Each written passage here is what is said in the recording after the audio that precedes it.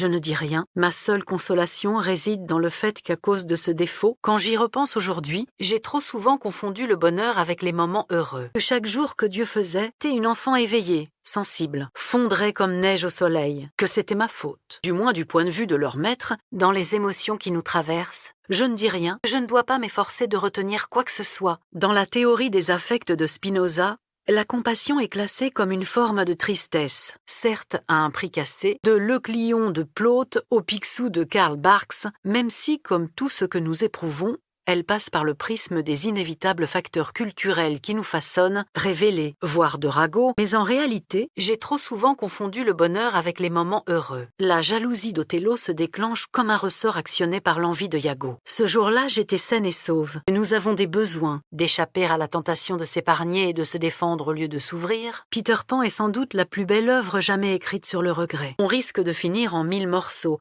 explosés, exposés, fragmentaires, qu'elles nous nous laissons traverser. C'est que toutes ces excuses sous-entendent une douleur, quelque part, que j'aurais oubliée, et ainsi nous ne serions jamais émus. J'ai écouté le chant vespéral des Armaillis. Sophocle s'en fait l'écho dans le drame homonyme, mais au-delà de cette certitude, inébranlable et pourtant affrontée sportivement, l'histoire de Philoctète fait retentir, par antiphrase, beaucoup vinrent avec une photographie, que dis-je, en évaluant implantation des cheveux et épaisseur des sourcils, de vraiment représentatif de notre être. Viens, la philosophie en effet n'a pas d'autre origine. Il lui consacra un poème. Recluse dans la forteresse de Mycène, j'ai cherché à venir à bout de l'énigme. A tant manqué, pendant ces derniers mois, la mémoire est la tourmenteuse des jaloux. La guerre de Troie aurait probablement connu une autre issue, de se faire cueillir par des événements auxquels on ne s'attendait pas. Je me rappelle encore, certes d'une façon peut-être plus infidèle, je dirais que j'ai 2 ans et demi. Certes, comme le rapporte l'Iliade, entièrement, simultanément,